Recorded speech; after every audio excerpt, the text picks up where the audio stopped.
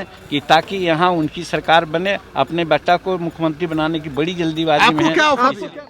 ठीक है, देखिए वो जाहिर सी बात है, अब एक विधायक को वो फोन कर सकते हैं कि वो बहुमत एक वोट लेने के लिए, तो जाहिर सी बात है एक पार्टी प्रमुख से क्यों नहीं बात करेंगे। वो किए और उसका जवाब उनको मिल गया। बिहार विधानसभा में अध्यक्ष के चुनाव के ठीक पहले राजद सुप्रीमो लालू प्रसाद यादव का ऑडियो वायरल होने के बाद बिहार में सियासत गरमाने लगी है। आपको बता दें कि विधानसभा अध्यक्ष पद के चुनाव से पहले लालू प्रसाद यादव का कथित ऑडियो बीजेपी ने जारी किया था। ऑडियो में लालू प्रसाद यादव बीजेपी के विधायक ललन पासवान से बात कर स्पीकर चुनाव में साथ मांग रहे थे। वायरल हो रहे ऑडियो के मुताबिक राजद सुप्रीमो द्वारा बीजेपी विधायक को साथ देने के बदले मंत्री पद का लालच दिया गया है। इस वायरल ऑडियो पर छिड़ी सियासत के बीच कल विधानसभा अध्यक्ष पद पर बीजेपी के विधायक विजय कुमार सिन्हा ने जीत हासिल कर पद ग्रहण कर लिया, लेकिन ऑडियो पर छिड़ी जंग अब रुकने का नाम नहीं ले रही। राजद सुप्रीमो की इस ऑफर के दायरे की कलई धीरे धीरे और खुलने लगी है। पूर्व मुख्यमंत्री जीतन राम मांझी समेत वीआईपी पार्टी प्रमुख और मंत्री मुकेश सहनी ने भी इस बात पर मुहर लगा दी कि राजद की ओर से एनडीए सरकार को तोड़ने का खुला ऑफर उन्हें दिया गया है। मुकेश सहनी क्या कुछ कह रहे हैं, आप खुद सुनिए।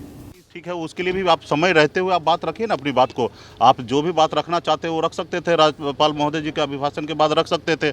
अपनी बात को रखिए। अभी तो 5 साल चलना है, 5 साल में आप हमेशा रखिए अपनी बात को, लेकिन बेवजह आप हमेशा मतलब विवाद खड़ा कर रहे हैं।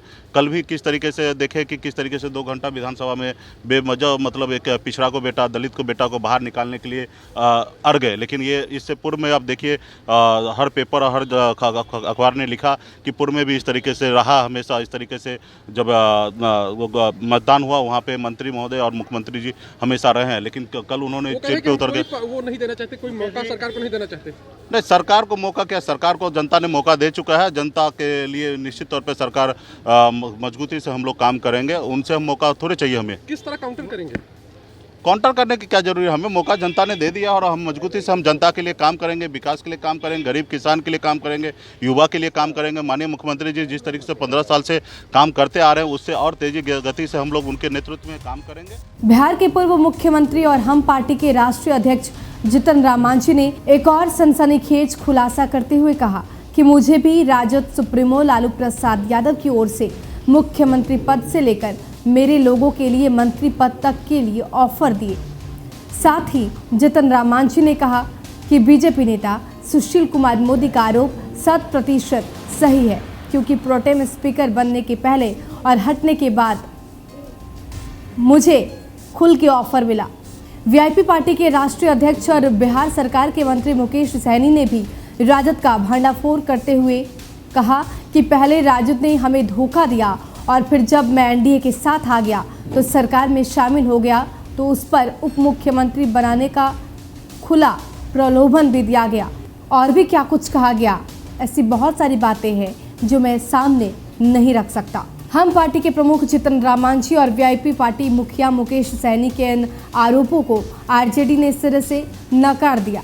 आरजेडी के प्रवक्ता मृत्युंजय तिवारी ने कहा है कि उनका क्या भरोसा जो पलटी मार राजनीति करते हैं। जीतन राम मांझी और मुकेश सहनी शुरू से ही राजनीति में पलटी मारने में महारथी रहे हैं। तभी तो एनडीए ने जब नकारा तो महागठबंधन का रुख किए और जब महागठबंधन ने बाहर का रास्ता दिखाया तो एनडीए की शरण में है। इन दोनों की विश्वसनीयता पहले से ही सवालों के घेरे में है। दरअसल एनडीए में उन्हें तवज्जो नहीं मिल रही, इसलिए इस तरह की बातें बोल रहे हैं ताकि पार्टी की तरफ से भी उन्हें थोड़ी तवज्जो मिलने लगे। मतलब एक पिछड़ा को बेटा, दलित को बेटा को बाहर निकालने के लिए अड़ गए। लेकिन ये इससे पूर्व में आप देखिए हर पेपर और हर अखबार ने लिखा कि पूर्व में भी इस तरीके से रहा। हमेशा इस तरीके से जब मतदान हुआ वहाँ पे मंत्री महोदय और मुख्यमंत्री जी हमेशा रहे हैं, लेकिन कल उन्होंने सीट पे उतर गए। वो नहीं देना चाहते, कोई मौका सरकार को नहीं देना चाहते। नहीं, सरकार को मौका क्या, सरकार को जनता ने मौका दे चुका है। जनता के लिए निश्चित तौर पे सरकार मजबूती से हम लोग काम करेंगे। उनसे हम मौका थोड़े चाहिए हमें। किस तरह काउंटर करेंगे? काउंटर करने की क्या जरूरी है, हमें मौका जनता ने दे दिया और हम मजबूती से हम जनता के लिए काम करेंगे, विकास के लिए काम करेंगे, गरीब किसान के लिए काम करेंगे, युवा के लिए काम करेंगे। माननीय मुख्यमंत्री जी जिस तरीके से 15 साल से काम करते आ रहे हैं उससे और तेजी गति से हम लोग उनके नेतृत्व में काम करेंगे।